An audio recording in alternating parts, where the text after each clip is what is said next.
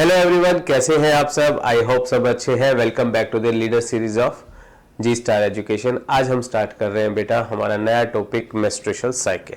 चलिए स्टार्ट करते हैं।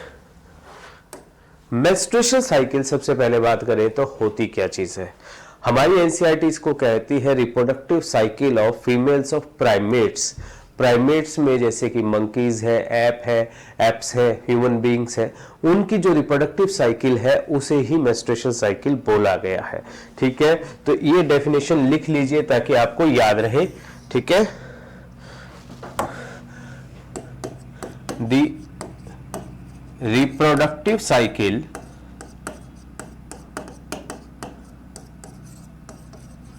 ऑफ फीमेल प्राइमेट्स एक ग्रुप है बेटा जिनके अंदर कौन कौन से आते हैं, मंकीज आते हैं, एप्स आते हैं एंड ह्यूमन बींग्स आते हैं। ठीक है,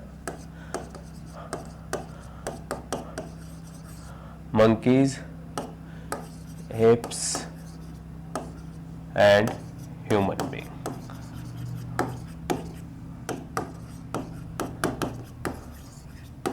ठीक है, ध्यान रखिएगा। अब जो फर्स्ट मेंस्ट्रुअल साइकिल होती है किसी भी फीमेल में, उसका एक स्पेसिफिक नाम दिया गया है मेनार्क, और वो कब होती है, प्यूबर्टी पर। ठीक है,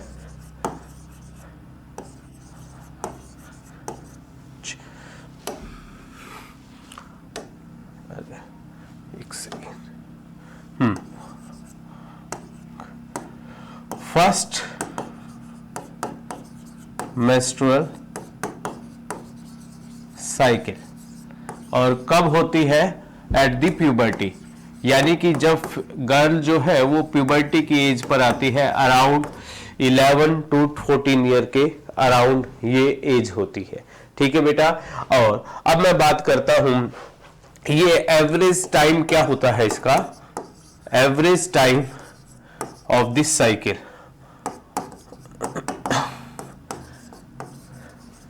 एवरेज टाइम 28 से 29 दिन का ये पीरियड होता है रेस। ठीक है, इसे साइकिल क्यों बोला गया है। साइकिल में हमें जो उसके पहिए होते हैं वो घूम करके वापस उसी जगह आते हैं, तो इसके अंदर भी जितने भी इवेंट्स होते हैं वो वापस से रिपीट होते हैं, इसीलिए इसको क्या बोला गया है, साइकिल बोला गया है। ठीक है, और ध्यान रखिएगा जो इसका फर्स्ट डे माना गया है वो स्पेसिफिकली लिखा गया है कि जिस दिन मेंस्ट्रुएशन स्टार्ट होती है, ब्लीडिंग स्टार्ट होती है, that the first day of the menstruation cycle. The first day of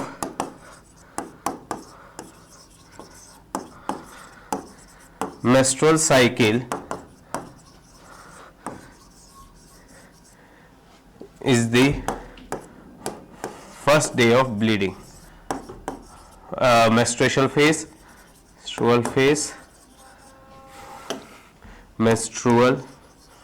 phase, और ब्लीडिंग फेज और ब्लीडिंग जिस दिन first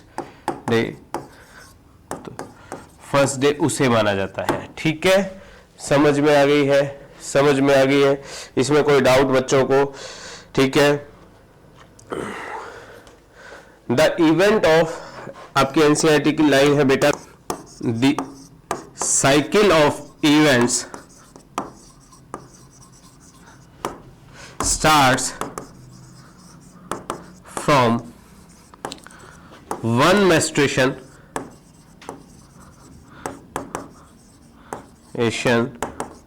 till the next one। ये भी मेंस्ट्रुएशन साइकिल की डेफिनेशन दी गई है आपकी एनसीईआरटी में। जब फर्स्ट मेंस्ट्रुएशन स्टार्ट होता है, मेंस्ट्रुएशन का मतलब ब्लीडिंग, मेंस्ट्रुअल फ्लो बाहर निकलना। ठीक है, उसके बाद जो भी इवेंट होते हैं और लास्ट नेक्स्ट जब होता है वो सारा का सारा किस में आता है, मेंस्ट्रुएशन साइकिल में आता है। ठीक है बेटा, अब मेंस्ट्रुएशन साइकिल को मेनली 4 फेसेस में डिवाइड किया गया है। 4 फेसेस, ठीक है, 4 फेसेस में। फर्स्ट अगर हम बात करता हूं, ठीक है, फर्स्ट है मेंस्ट्रुअल फेज या ब्लीडिंग फेज। फेस या ब्लीडिंग फेस जिसे हम बोलते हैं, ठीक है। सेकंड जो है वो है फॉलिकुलर फेस, फॉलिकुलर या proliferating face,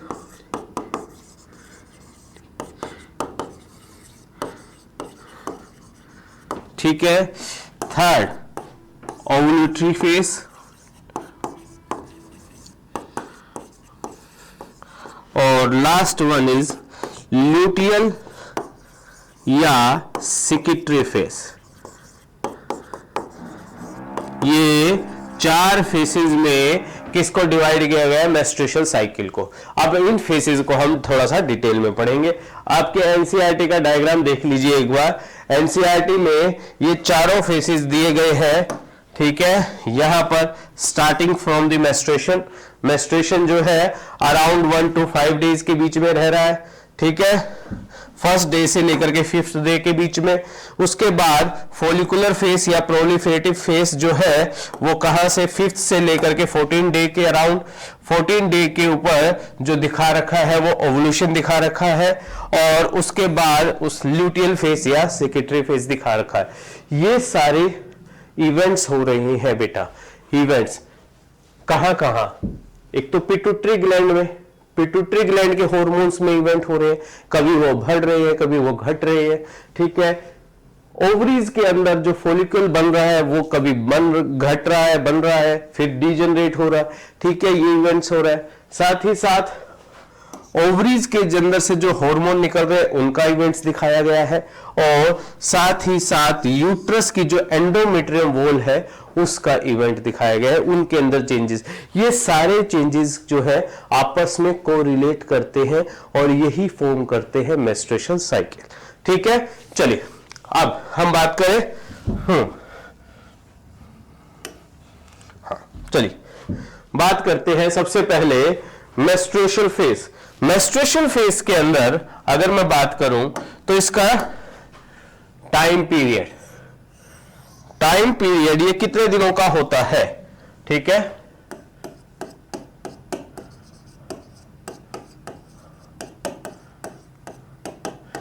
three to 5 days तक का होता है। ये जो है 3 से 5 दिनों के बीच में होता है, ठीक है। इसके अंदर इवेंट्स कौन कौन से होते हैं? इस दौरान मेंस्ट्रुएशन फेज के दौरान जो इवेंट्स हैं वो कौन कौन से होते हैं? सबसे पहला event breakdown of endometrium wall, endometrium wall and the blood vessels, and this forms a liquid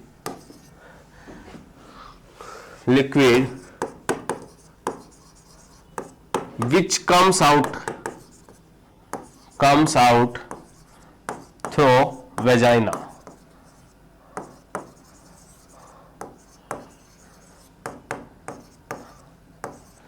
ठीक है, एक लिक्विड बनता है एंडोमेट्रियम के वॉल के टूटने से, साथ ही साथ वहां पर आपको पता है बहुत सारी ब्लड सप्लाई होती है, ब्लड वेसल्स होती है, उनके टूटने से, और वो कहां से आ जाता है? वेजाइना के थ्रू। इस लिक्विड को हम बोलते हैं मेंस्ट्रुएशनल फ्लो। क्या बोलते हैं? मेंस्ट्रुएशनल फ्लो, या मेनली हम इसको क्या बोल सकते हैं? लिक्विड को ब्लड, मेंस्ट्रुएशनल ब्लड या मेंस्ट्रुएशनल फ्लो, ठीक है। अब कुछ बच्चों में मन में डाउट आता है, मेंस्ट्रुअल फ्लो या ब्लड। काफी बच्चों के मन में ये बात आती है कि सर हमें चोट लग जाती है तो हमारा ब्लड क्लॉट हो जाता है, जम जाता है, तो ये क्यों नहीं जमता? फीमेल्स के अंदर जो मेंस्ट्रुएशन साइकिल में ब्लड निकलता है वो जमता क्यों नहीं है? क्योंकि बेटा इनके अंदर फाइब्रिनोलाइटिक एंजाइम्स होते हैं जो कि ब्लड को क्लॉट होने नहीं देते। जब भी आपको कहीं चोट लग जाती है थोड़ी देर बाद ब्लड क्लॉट हो जाता है, ठीक है। लेकिन फीमेल्स में क्यों नहीं होता? क्योंकि इसके अंदर क्या होते हैं? फाइब्रिनोलाइटिक एंजाइम्स होते हैं, ठीक है। contains the fibrinolytic enzymes due to which blood do not clot. Blood जो है वो क्या नहीं होता है, क्लोट नहीं होता है, जिसकी वजह से, ठीक है। और मेंस्ट्रुएशन कब होता है, मेंस्ट्रुएशन फ्लो या मेंस्ट्रुएशन फेज कब आता है, menstruation occurs only when fertilization does not occur. यानी कि जो ओवम है, ओवम के साथ स्पर्म आकर के फ्यूज नहीं किया है, तभी मेंस्ट्रुएशन फ्लो होगा, यानी कि प्रेगनेंसी नहीं हुई है। और मेंस्ट्रुएशन फ्लो स्टॉप कब होता है, दो केसेस में,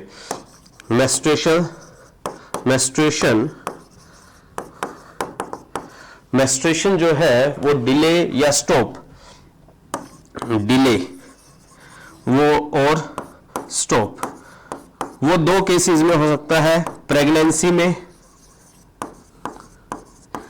प्रेगनेंसी के दौरान मेंस्ट्रुएशन स्टॉप हो जाता है, मेंस्ट्रुएशन फ्लो नहीं होता। और वो कब तक होता है, टेम्परेरीली बोलते हैं उसको हम, वो अबाउट 9 मंथ, 9th प्लस में 6 मंथ्स बोल सकते हैं। लैक्टेशनल पीरियड जो पीरियड होता है, लैक्टेशनल एमेनोरिया बोलते हैं जिसको हम, जो नेक्स्ट रिप्रोडक्टिव हेल्थ वाले चैप्टर में पढ़ते हैं, कि जब मदर जो है एक्सटेंसिव फीड करवाती है अपने बेबी को, तो उस टाइम पर भी मेंस्ट्रुएशन फ्लो नहीं हो रहा होता, ठीक है, 9 to 6 मंथ के अराउंड, ठीक है। प्रेगनेंसी टेम्परेली, उसके बाद दोबारा स्टार्ट हो सकता है। और ऐसा नहीं है कि सिर्फ प्रेगनेंसी या फर्टिलाइजेशन की वजह से मेंस्ट्रुएशन ना हो, कोई बार क्या होता है, पुअर हेल्थ और स्ट्रेस की वजह से भी मेंस्ट्रुएशन साइकिल जो है वो डिस्टर्ब हो जाती है। तो आपके एनसीईआरटी में दिया गया है poor health and stress, in reasons की वजह से भी क्या हो सकता है, मेंस्ट्रुएशन फ्लो जो है वो डिले हो सकता है। समझ में आ गई है, समझ में आ गई है। चलिए अब नेक्स्ट फेज जो है वो कौन सा है, नेक्स्ट फेज है फॉलिकुलर फेज या प्रोलिफरेटिव फेज, ठीक है। इस दौरान क्या क्या होता है, सबसे पहले बात करते हैं इसके टाइम पीरियड की। इसको माना गया है टाइम कब से, 5th day, around 5th day to 13th day तक, ठीक है, क्योंकि 14th डे के ऊपर ओवुलेशनरी फेज स्टार्ट हो जाता है, ओवुलेशन होना स्टार्ट हो जाता है। बेटा ये एक स्पेसिफिक नहीं होते, वेरी करते हैं फीमेल टू फीमेल, और female with in the female भी वेरी करते हैं, कभी स्ट्रेस, पुअर हेल्थ या हार्मोनल इम्बैलेंसेस की वजह से ये चेंजेस आते रहते हैं, ठीक है। एवरेज या अराउंड माना गया है, अप्रोक्स, ठीक है। इस दौरान क्या क्या इवेंट्स होते हैं, सबसे पहले उसकी बात करते हैं। प्रोलिफरेटिव फेज या फॉलिकुलर फेज के अंदर जो एंटीरियर पिट्यूटरी है वो हार्मोन रिलीज करती है, FSH, follicular stimulating hormone. Anterior pituitary secrets FSH निकला, ठीक है। FSH का सबसे पहला काम, नाम ही सजेस्ट करा, फॉलिकुलर स्टिमुलेटिंग हार्मोन, फॉलिकल को स्टिमुलेट करेगी। तो ये क्या करेगी, प्राइमरी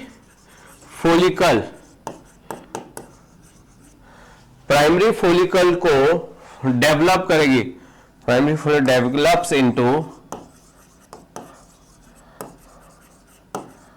इनटू ग्राफियन फॉलिकल,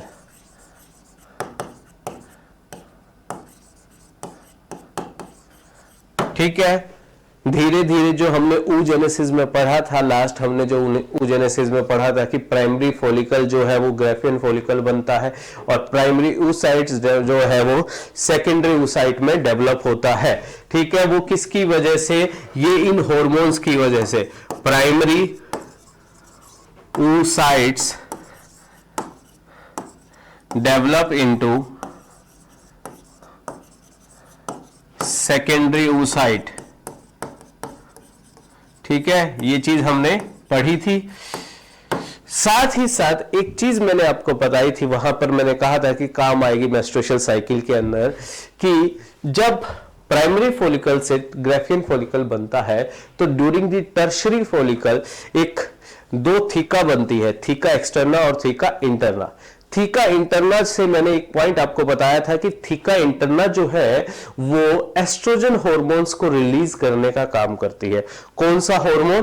तो एस्ट्रोजन। ठीक है, और जो फॉलिकल है वो क्या निकाल रहा है अपने अंदर से? Follicle secretes testosterone,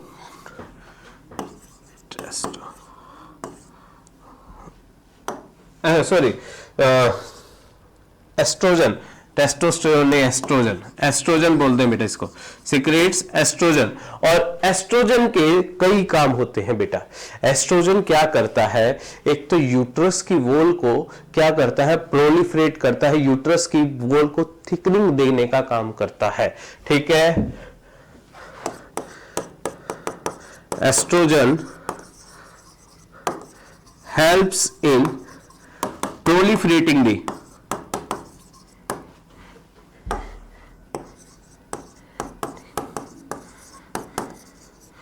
uterus wall. Uterus की कौन सी वॉल? मेनली एंडोमेट्रियम की। इसके अंदर ब्लड सप्लाई को इंक्रीज करता है। ठीक है, और एस्ट्रोजन ही जो है वो estrogen help in increasing the secretion of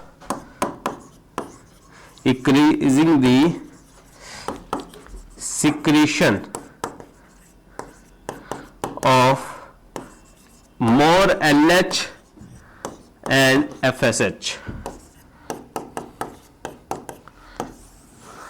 LH और FSH जो है उसको धीरे धीरे और बढ़ाने की कोशिश करता है oestrogen.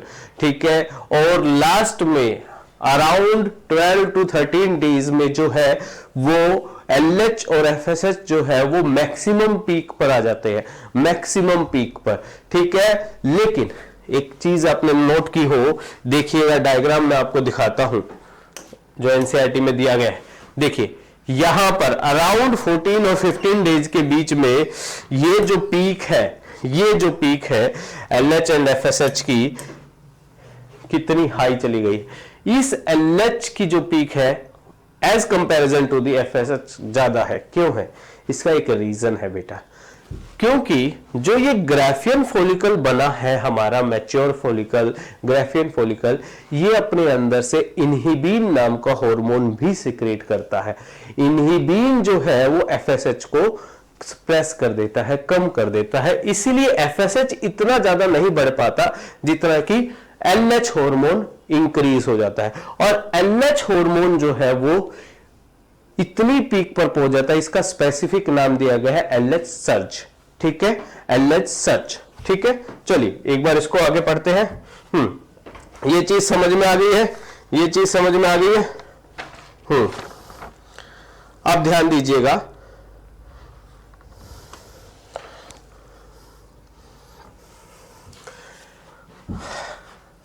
Okay, maximum peak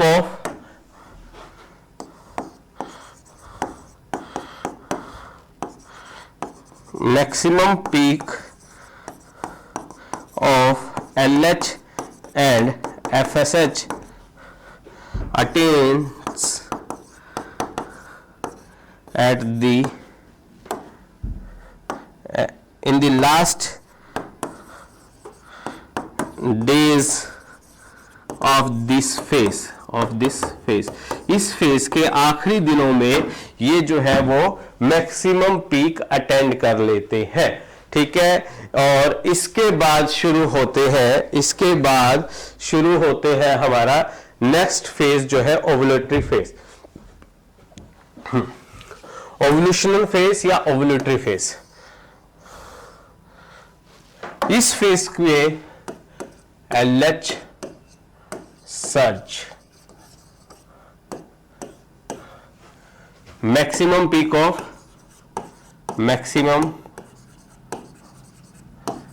level of LH hormone in blood, ठीक है। ब्लड में सबसे ज्यादा लेवल होता है LH का इस टाइम पर, इसको हम LH सर्ज बोलते हैं। और LH लेवल की वजह से क्या होता है, जो ग्राफियन फॉलिकल है वो रप्चर हो जाता है और उसके अंदर से क्या निकल जाता है, सेकेंडरी oocytes जो है वो बाहर निकल जाता है, ठीक है। ओवुलेशन, उस प्रोसेस को हम क्या बोलते हैं, ओवुलेशन।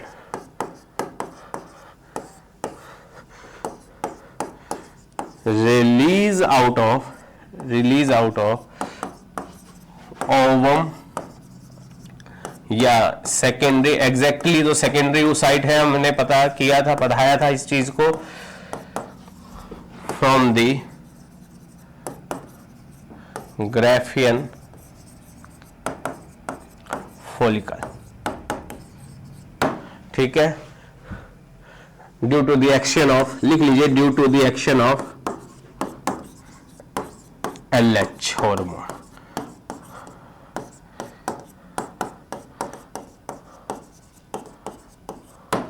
LH हार्मोन के इतने ज्यादा सिक्रीशन से जो है ग्राफियन फॉलिकल जो है वो रप्चर हो जाता है और क्या निकल जाता है,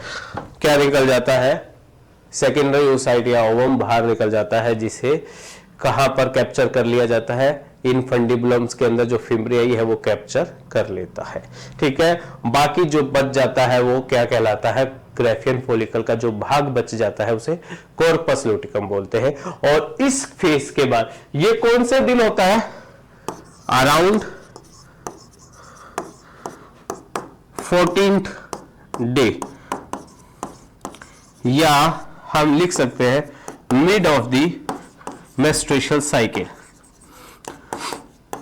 मेंस्ट्रुअल साइकिल, क्योंकि हमने बात की थी कि 28 से 29 दिन की होती है मेंस्ट्रुअल साइकिल, तो अराउंड 14th डे पे ये क्या होता है, ओवुलेशन होता है, ओवा बनता है, ठीक है। चलिए नेक्स्ट, लुटियल फेज और हमारा सिक्रेटरी फेज।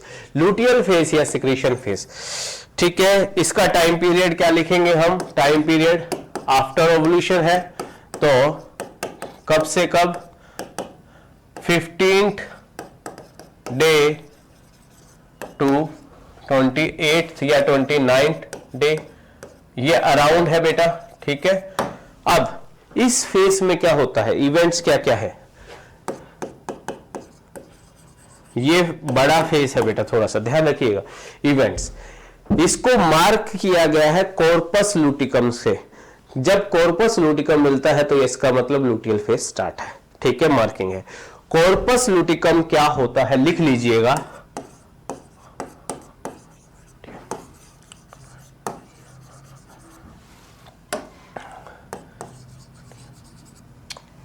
अरे क्या कर रहा हूं मैं, हाँ, कॉर्पस लुटियम क्या होता है भाई, रिमेनिंग पार्ट ऑफ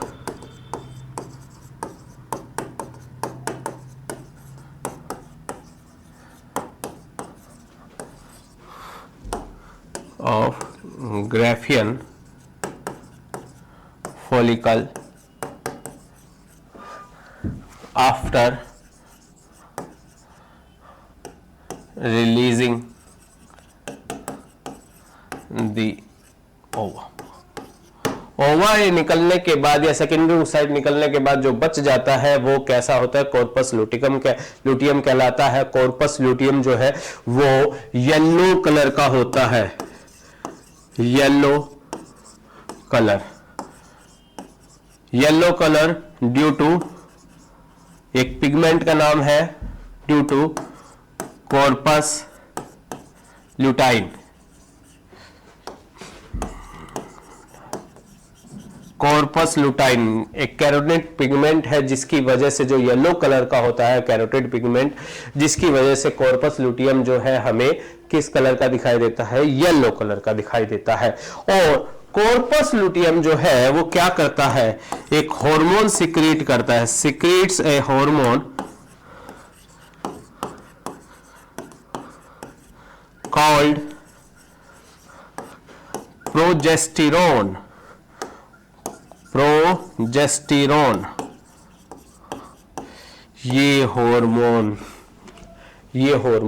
अभी तक देखिएगा, चलिए वापस से डायग्राम पर चलते हैं। हाँ, प्रोजेस्टेरोन, ये रही प्रोजेस्टेरोन की लाइन।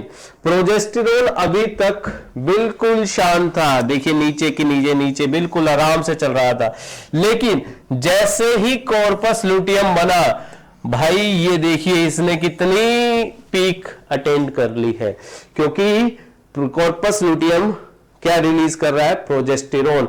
और प्रोजेस्टेरोन आते ही ये देखिएगा यहां पर ये एंडोमेट्रियम वॉल थी और कितनी ज्यादा डेवलप हो गई है, और साथ ही साथ इसके अंदर ब्लड सप्लाई भी बहुत ज्यादा इंक्रीज हो गई है। तो ये ध्यान रखना है। हाँ, चलिए लिखिए प्रोजेस्टेरोन के बारे में। प्रोजेस्टेरोन जो है वो क्या क्या काम करता है बेटा, ध्यान रखना है, ठीक है। मेंटेनेंस ऑफ एंडोमेट्रियम,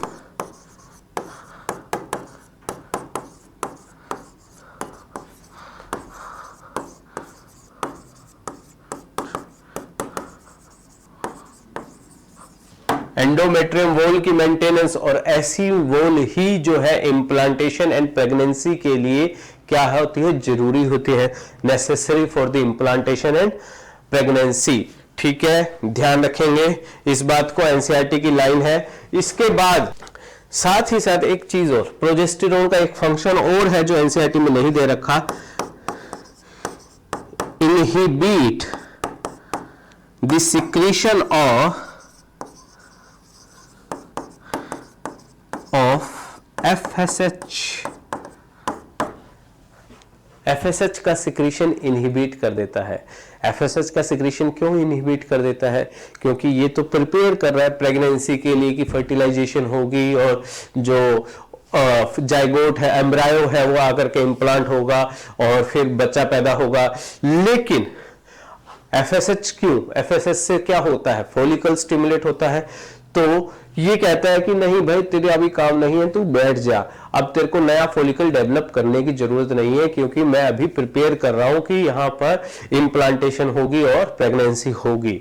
ठीक है, तो inhibit the secretion of FSH so that no additional follicle develops,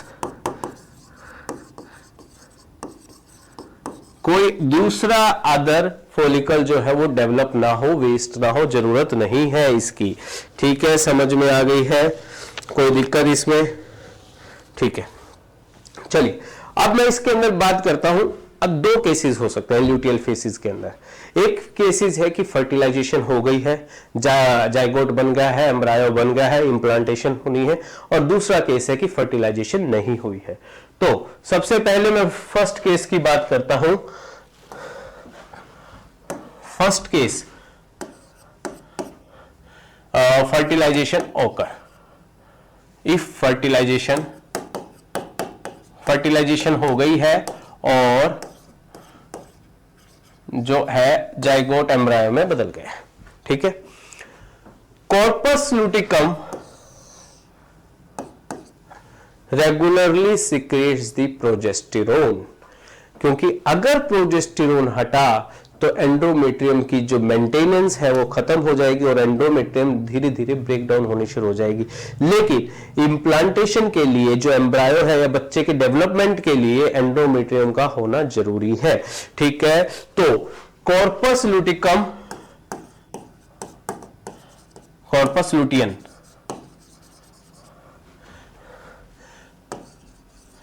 regularly secrete progesterone, वो रेगुलरली प्रोजेस्टेरोन सिक्रीट कर देगा।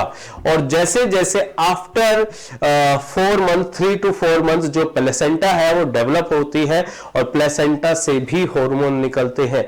हम इसको पढ़ेंगे आगे डेवलपमेंट में एम्ब्रायोनिक स्टेज के अंदर। ठीक है, कि प्लेसेंटा से भी हार्मोन निकलते हैं और प्लेसेंटा जो है 3 से 4 महीने बाद प्रोजेस्टेरोन सिक्रीट करना शुरू कर देती है।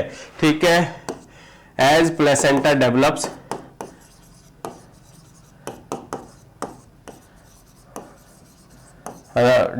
in 3 to 4 month, the project it also secretes the progesterone। ठीक है, धीरे धीरे जो कॉर्पस लुटिकम का काम है वो कौन करने लग जाएगा, प्लेसेंटा करने लग जाएगी। ठीक है, और इस दौरान कोई भी मेंस्ट्रुएशन फ्लो नहीं होगा, नो मेंस्ट्रुएशन ओकर हियर, मेंस्ट्रुएशन ओकर। ठीक है, ये केस था जबकि फर्टिलाइजेशन हो गई है, इम्प्लांटेशन के लिए क्या कर लिया है उसने, अपने आप को प्रिपेयर कर लिया है। ठीक है, अब दूसरी कंडीशन क्या है, if fertilization does not occur, fertilization not occur, fertilization नहीं हुई है, तो अब क्या होगा बेटा, अब क्या होता है, ध्यान दीजिएगा, कॉर्पस ल्यूटियन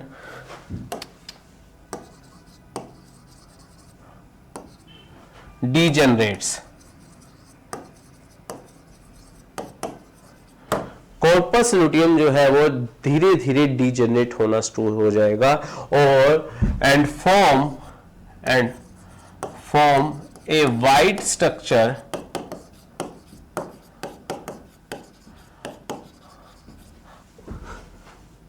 कॉल्ड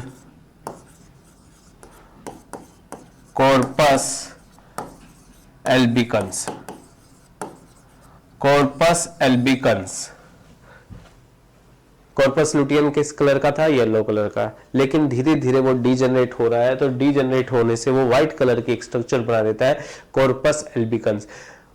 डीजेनरेशन से क्या होता है, प्रोजेस्टेरोन लेवल डिक्रीज, क्या होता है, प्रोजेस्टेरोन लेवल डिक्रीजेस, ये डिक्रीजेस का साइन है। ठीक है, and endometrium starts breakdown, starts degrading,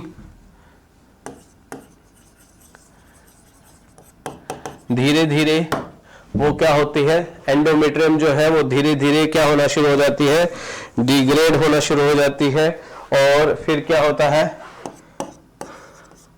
menstruation phase starts, menstruation phase यानी कि ब्लीडिंग फेज फिर से स्टार्ट हो जाता है, ए न्यू साइकिल स्टार्ट्स, एक नई साइकिल दोबारा से स्टार्ट हो जाती है। ये एक साइकिल्स के बारे में था। और आपकी एनसीईआरटी क्या कहती है, 2 बातें और कह रही है बेटा, ध्यान रखिएगा। एक बातें हैं मेनोपॉज के बारे में, menopause permanently ceases of menstrual cycle, menstrual cycle permanently ही बंद हो जाना मेंस्ट्रुएशन साइकिल का, उसे मेनोपॉज बोला जाता है। और ये कब होता है? Around the age of 50।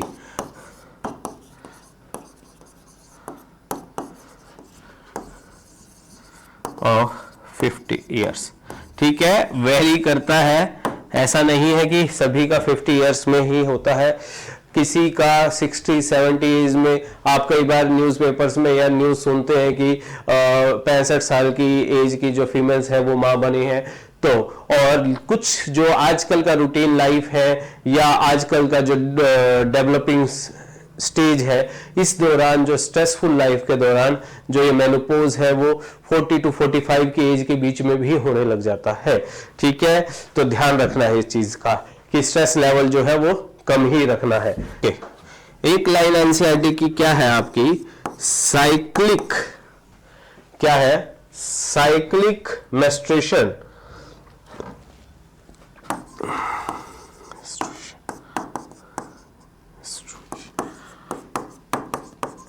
is the indicator of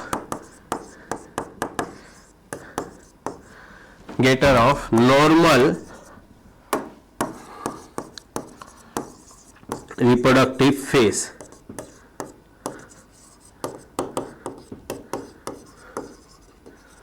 ठीक है, साइक्लिक मेंस्ट्रुएशन होना किसी के अंदर, फीमेल के अंदर, उसके नॉर्मल रिप्रोडक्टिव फेज को इंडिकेट करता है। और and it occurs between menarche and menopause।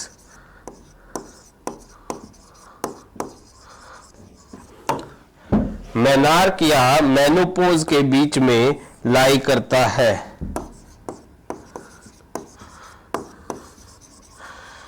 ठीक है, कोई भी नॉर्मल रिप्रोडक्टिव फेस है फीमेल का, वो मेनार्क से मेनोपोज के बीच में लाई करता है। समझ में आ गई है बेटा? बेटा इसको डायग्राम्स को अच्छे से समझना है। इसके अंदर इंडिकेशन जो दी गई है, लेवल्स दिखाए गए हैं, वो धीरे धीरे समझने हैं। ठीक है, जैसे जैसे प्रोजेस्टेरोन कम होगा वापस से एफएसएच बढ़ना शुरू हो जाएगा। एफएसएच दोबारा तैयारी करेगा नए फॉलिकल को डेवलप करने के लिए। ठीक है, हमारा टॉपिक यहीं तक था, ये मेंस्ट्रुएशन साइकिल। इसके बाद नेक्स्ट टॉपिक जो हम पढ़ेंगे वो है fertilization. Thank you very much, have a nice day.